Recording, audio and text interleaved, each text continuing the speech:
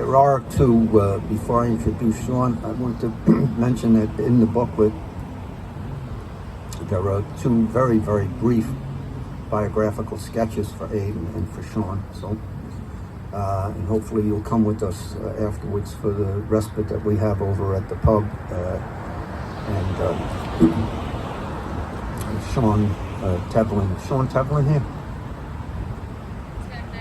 He's over there. He's hiding as usual. Sean Tevlin is the owner of the Galway Bay Irish Pub, and I neglected to mention him earlier, and I do owe him money. So please give him a round of applause. He's provided the pub for us today. Thank you. The next person we have, and significantly enough, it just started raining as I was going to introduce Sean. I don't know why, but they said yesterday was going to be wonderful weather, and look what happened, especially in New York. Anyway, I want to introduce Sean Whelan, who is from Balbriggan in Dublin, and who has lived in more places than I have, which is a rare treat for me to find out from somebody. He, as I say, is a biographical sketch in the booklet for him. I didn't realize this until recently. How long he has been the head of the National Graves Association, which does phenomenal work in Ireland, of course. And he will explain some of that to you when he gets. But he did it for 15 years. He's done it for 15 years. And I thought, you have the patience of Job. There's no way you could run an organization of just about anything for 15 years. I mean, I was surprised Mother Teresa lasted as long as she did. I mean, 15 years is a long, long time. So he has come all the way here to speak to you today and to explain a little bit more about the Fenians, about the National Graves Association, and about the people we're here to honor today, Frank and Mary Byrne. Please give a warm welcome to Sean Whelan.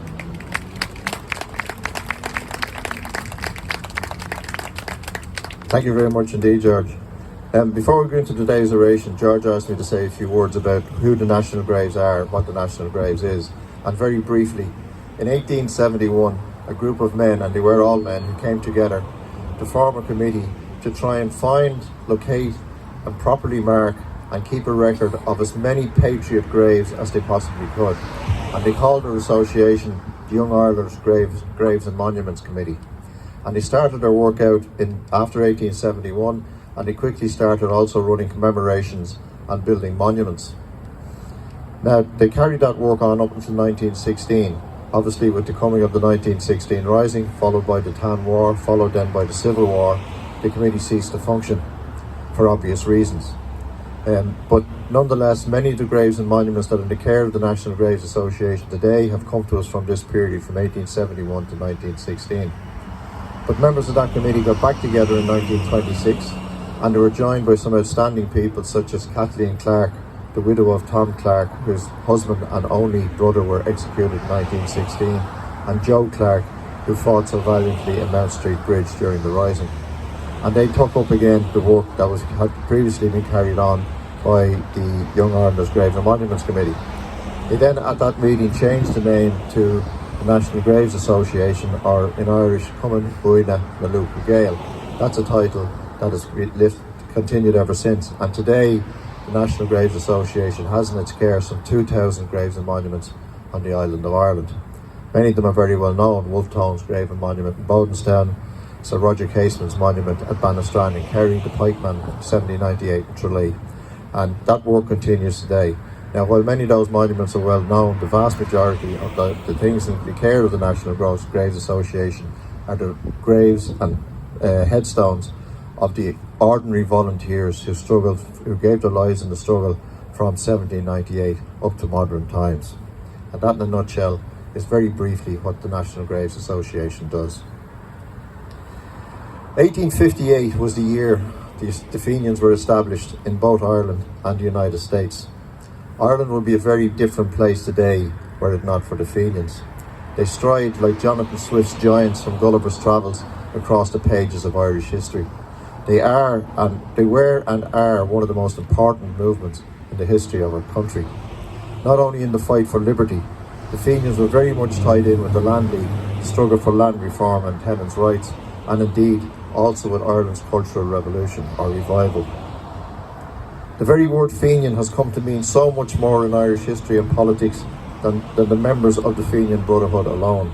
It means self-sacrifice, courage, determination, patriotism, endurance, and above all, an unyielding drive to break the chains of Britain's occupation of Ireland. After the Fenian Rebellion of 1867, the Fenians didn't go away. Far from it. They reorganised in Ireland, they reorganised in England, and very importantly, they reorganised here in the United States. For decades, that spirit of freedom was nurtured and protected here in America while it was being so viciously suppressed in Ireland.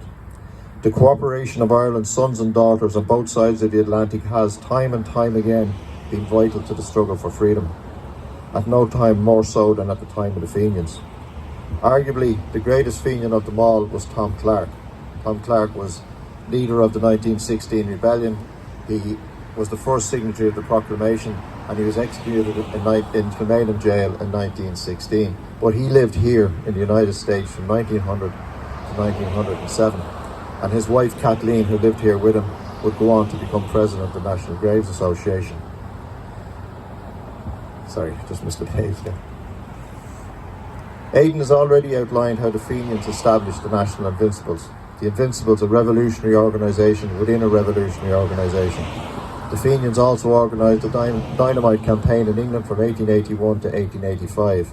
Many of their volunteers having been trained here in the United States in the Brooklyn Dynamite School in New York. One of London's most iconic buildings today is the police headquarters at New Scotland Yard. It's New Scotland Yard because the Fenians destroyed the old Scotland Yard. They also organised the rescue, as George mentioned, of the Fenian prisoners in Australia on board the ship Catalpa in 1876 from here in the United States, an event I'd like to come back to. Despite the executions and the imprisonments, the Fenians continued with determination in their zeal to achieve Irish freedom. The Fenians were very different to previous Irish revolutionary organisations in one very important factor, a factor crucial to what was to come. With the previous revolutionary efforts that were defeated in 1798 by the United Irishmen and 1848 by the Young Irelanders, it was left to the next generation to take up the sword of Irish resistance. Not so with the Fenians. The Fenians never dropped that sword. Not after 1867, not after 1883, and not after 1885. They never stopped planning and organising year after year after year. They never let any setbacks blunt their determination. Not the multiple executions in Ireland and England, not the shipping of men to the appalling conditions in Britain and prison colonies in places like Tasmania, Norfolk Island, Western Australia, not the floggings, and not the locking away of men in the dungeons of Britain's medieval prison system. Without the Fenians, there would have been no 1916. Ireland would have fallen to Britain's ambitions, were it not for the Fenians. So it is a great honour for me personally to speak at the graveside of such great Fenians as Frank and Mary Byrne and James McNally. Absolutely incredible people. Now, little is known of Frank's early life. He was born in 1848 and Mary was born in 1854, both in Dublin. Their families moved to England, probably for economic reasons. But we do know that, however, that by 1870, Frank was serving as a soldier in the French army. He fought in the Franco-Prussian War, he was wounded in that conflict, and he was decorated for bravery by the French government. By the mid-1870s, Frank was a leading influential figure within the huge Irish community in Britain, and the organisation that he was secretary of played a crucial part in supporting the Land League. At some stage around this time, Frank joined the London Directory of the Irish Republican Brotherhood, thus becoming a Fenian. In December of 1881, as Aidan has mentioned, the National Invincibles were formed under the direction of the same London Directory. The London Directory of the Fenians was essentially the leadership of the Fenian movement worldwide at the time. We know that Frank and Mary were both intimately linked with both the IRB and the Invincibles. It was Frank who sourced and purchased the surgeon's knives used by the Invincibles in the Phoenix Park assassinations, and it was Mary who smuggled them into Ireland, hidden under her dress while she was heavily pregnant. Mary also smuggled in pistols, a rifle and a sizable amount of ammunition. Frank was in Dublin in August 1882, where, according to British informers, he met the leaders of the Invincibles, including Joe Brady. In later years, Frank's close friend, PJP Tynan, stated that Frank was the conduit through which all funding and instructions from the IRB leadership based in London were relayed to the Invincibles in Dublin. When the British authorities became aware of Frank's role with the Invincibles, he fled to France. He was arrested in France on foot of a British extradition warrant. However, probably because of Frank's service to the French military, the French refused to honour the extradition order, and they released him. Frank was, after all, a decorated war veteran in France. He then went to the United States, where he was joined by his wife Mary. Initially they went to New York before finally settling here in Rhode Island, where they remained active in Fenian affairs. Now, I can't, as George mentioned about the Catalpa, I can't stand here today without mentioning something about the Catalpa rescue, because we are at the grave of James McNally, who played such a crucial role in it. Now, James was another incredible person. At the age of 17, he was involved in an incident with the Royal Irish Constabulary, which meant he went on the run to escape the British authorities. His way out was to join the British Army, and he did so under the false name of James Wilson, which is why he's often referred to this day as James McNally or James Wilson, or, as it says on the stone here, James McNally Wilson. He joined the Fenians, and just before the 1867 rebellion, he deserted the British Army. Unfortunately, he was betrayed by an informer, his location in Dublin was given away, and he was sentenced to penal servitude for life with hard labour.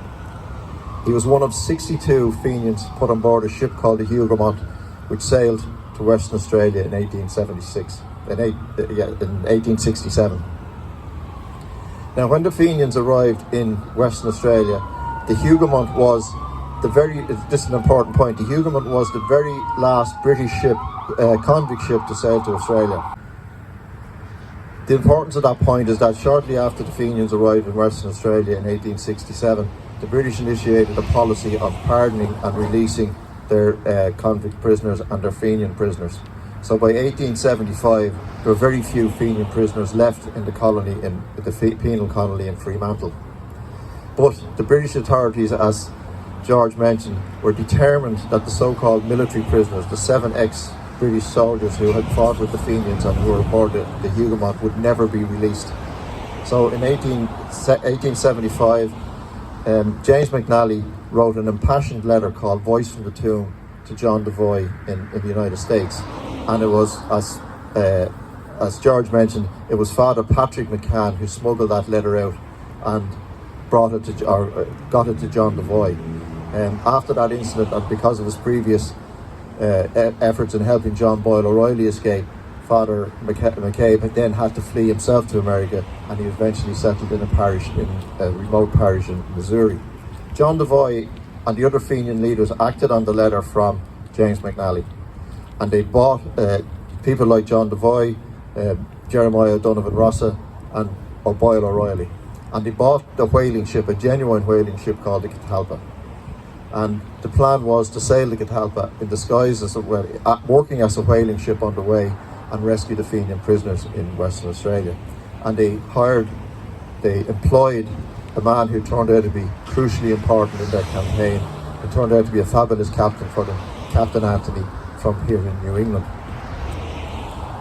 Now, Captain Anthony had a problem in sailing to Australia. He couldn't bring a Fenian crew, he couldn't bring an Irish crew, because he'd have to stop off at British ports along the way for refuelling and for repairs, and the British authorities would become suspicious of an Irish crew on a whaling ship from America.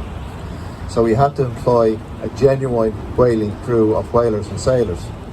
Now, Captain Anthony had another problem with that, in that when he believed that when he got to Western Australia and he revealed the true intention of the Catalpa, that his crew would mutiny, because they were a genuine mishmash of sailors and whalers who would not be willing to risk their lives to rescue a bunch of Irish rebels. So the solution that the Fenians came up with was to send a man named Dennis Duggan with them. Another incredible character, another incredible Fenian. At the age of 17 in Dublin, Dennis Duggan was head of a Fenian group, and he fought in the 1867 rebellion, and he had a reputation for being tough and for being brave. So he was sent as, he was a carpenter by trade, he was then living in New York, and he sent him on board as the ship's genuine carpenter, but his real task was to keep control of the crew when they went to Western Australia to rescue the Fenians, which he did, armed only with a sword and a pistol. And to cut a long story short, the mission was successful, and in 1876 the Catalpa arrived back in New York in August to huge celebrations on both sides of the Irish Sea, of the Atlantic, or probably the Irish Sea as well. So one of the most important things I can say is that the Catalpa is one of the most successful ventures, and it originated here with the Fenians based here in the United States. Now, when we look back at the events of the Catalpa and the Fenians and events here in Ireland and here in the United States, we can't be struck but be struck by the number of coincidences. For example, both Dennis Duggan and Jeremiah Donovan Rossa are buried in Glasnevin Cemetery in Dublin, and both graves in the care of the National Graves Association. And John Devoy is buried beside Jeremiah Donovan Rossa. And here we are today at the grave of Frank and Mary Byrne and James Wilson, which is in the care of the Fenian Memorial Committee of America. Also, when I said that the National Graves Association was established by a group of men in 1871, they were all Fenians. And here we are at such an important Fenian grave here in New England. Also, there's a huge Celtic cross in Glasnevin Cemetery in Dublin, which is dedicated to the memory of Pat O'Donnell. Pat O'Donnell was the man who shot the traitor James Carey, and James Carey was the man who betrayed the Invincibles and was held largely responsible for their executions. But he also betrayed Mary Byrne. He told the English authorities that it was Mary Byrne who brought the weapons for the Invincibles from England to here, and she was lucky to escape. Now, that monument was erected by the then Young Irelanders Graves and Monuments Committee. It's still in the care of the National Graves Association today, but it was commissioned and funded by a committee here in the United States. And the names of those 5 committee members are still on that monument today, and prominent amongst them is Mary Byrne, this Mary Byrne.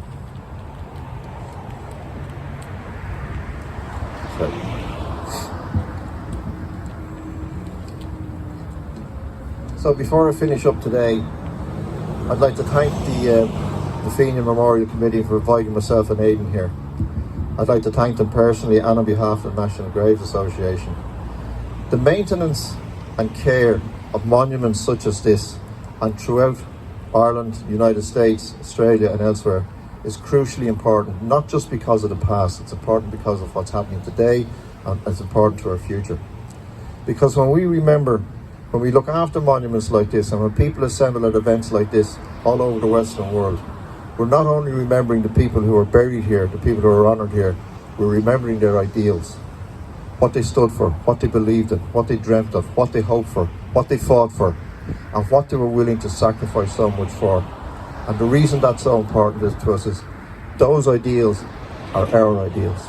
They're the same ideals that everybody here holds true. They're ideals of freedom, of liberty, of self-determination, of justice, of fairness, of a just society. So we can get inspiration and determination in our own daily lives to face up to our own problems and to deal with our own communities, or even people who work on a bigger scale.